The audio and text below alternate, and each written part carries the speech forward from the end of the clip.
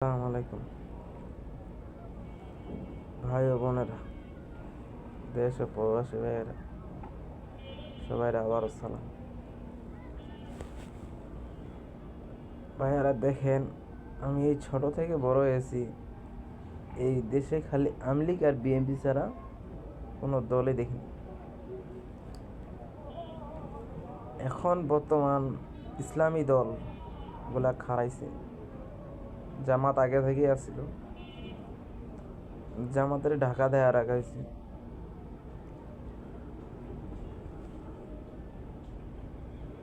আমি একটা সাধারণ নাগরিক হিসেবে বলতে চাই যে আপনি ভোট দেবেন, এমন মানুষকে ভোট দেবেন যে মানুষ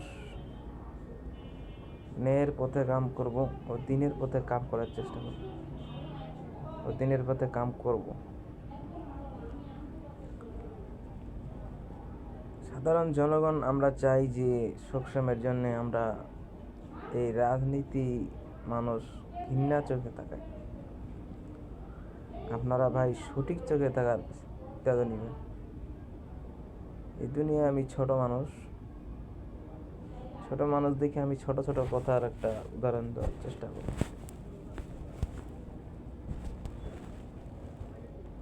আচ্ছা, যারা রাজনীতি করে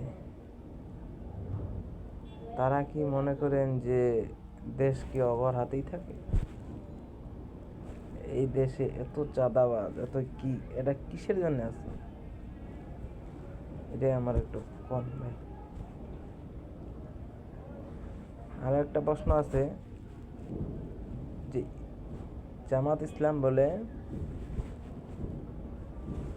ওরা বলে জান্নাতের টিকিট দিতেছে। জান্নাতের তো টিকিট দেয় না, জান্নাতের পথে ডাকতে আছে জামাতেরা। তুমি ইসলামের পথে আসো, তাহলে জান্নাতের টিকিট পাইলে কইতে? আপনার দিনের পথে ডাকতেছে, আপনি একটা এমপি রে খাড়া করাইয়া, একটা এমপি দাঁড়াইয়া, একটা এমপির কাজ না কইরা, ওই এমপি আপনার নামাজ পড়ে তো? ওই এমপি কোনো সময় মসজিদে গেছে তো? না সপ্তাহে একদিন যায়? ওরা তো 5 সপ্তাহে নামাজ পড়ার দরকার। যদি 5 সপ্তাহে নামাজ না পড়তে পারে, তাহলে মানুষের কাতারে কিভাবে 10 জন করে নামাজ পড়াইব? এটা একটা প্রশ্ন। এখন আমরা কিছু কইলেই যে কয় আমরা রাজাকার, এই সেই, টেকের কোনো শেষ নেই। ভাই আমি বলতেছি অনুরোধ দিয়া, যেখান থেকে যারা পারো ইসলাম দেখে ভোট দিবা। আর বিএনপি আর আওয়ামী লীগ বুঝি না, অনেক দেখছি, বাপ দাদারা সারা জীবন করে আইছে, বুঝছেন? আসসালামু আলাইকুম এখান থেকে।